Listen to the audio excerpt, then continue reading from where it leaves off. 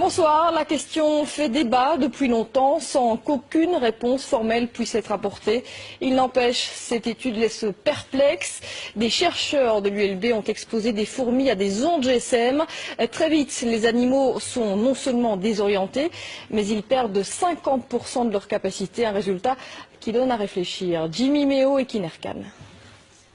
L'expérience peut être réalisée très rapidement. Poser un téléphone portable au milieu d'une société de fourmis et déjà instantanément, les premiers effets sont visibles. Vous voyez que celle-ci n'a plus sa locomotion normale. C'est plus faire aller ses pattes, c'est parce qu'elle a été trop longtemps près des ondes. Ça, c'est une ataxie musculaire. Le premier système touché est le système nerveux. Mais le système nerveux dirige tout. Il dirige la locomotion, il dirige la perception des signaux émis par les autres, il dirige le comportement, etc. Donc tout est affecté.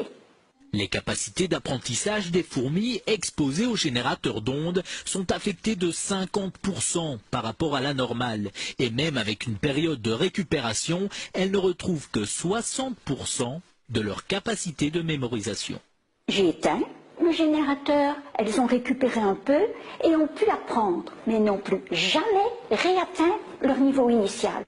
Il en est de même pour 7 fourmis exposées aux ondes du GSM. Si on arrête tôt l'expérience, elle va récupérer. Si on continue, elle va mourir. Les dangers pour l'homme sont aussi à prendre au sérieux.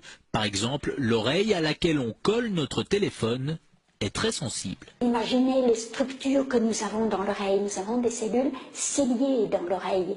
Déjà dans l'oreille moyenne, la trompe d'Eustache, mais après, pour l'équilibre, pour le son, ce sont des cellules terriblement fragiles.